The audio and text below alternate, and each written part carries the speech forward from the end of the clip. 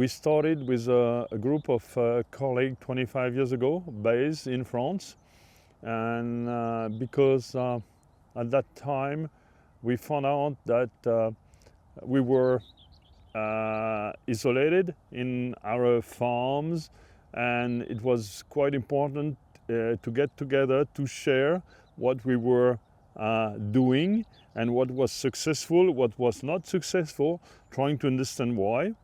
And also it got to a point very soon that it was a way to finance the contacts and the reception of foreign people that has the knowledge we wanted to have, we were missing, and that really helped us to acquire better knowledge and become successful in changing the way we farm. And I really think even today we are moving from farming with input, where well, you change the input. For example, as we are here, I mean, you take the plow off and you put a direct drill, which is just changing of input, but it doesn't work that way no more. If you want the new strategy working, you have to shuffle a lot of things and to think system. And that makes things a lot more complicated to look at. So that's why it is important to work in networks in order to have a better understanding on how the system will react.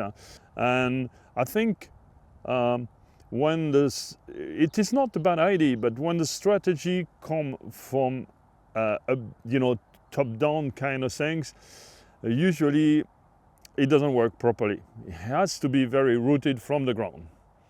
And that's why we have to put in the system the farmers and all the ecological objective that many people have about farming should be the consequences of the good farming practices. It shouldn't be the first objective. The first objective is to farm, is to produce food, is to produce fiber, is to produce energy, and then the consequences is the biodiversity, is the quality of water, is the carbon sequestration, and that you can have that with regenerative agriculture. But it has to start in the field. Sometimes it's quite hard to do differently on your own farm, and you may feel alone, and which is I would say a logical reaction. But then by coming here, you meet a lot of people which are alike, and well, and at the end of the day, you found you're not alone, and there is a big group that is moving, that is changing.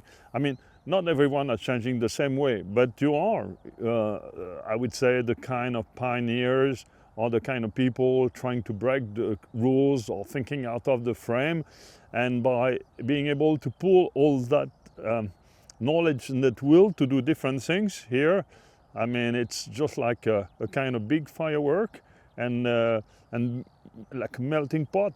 I mean, a lot of goods will come out of it, you know.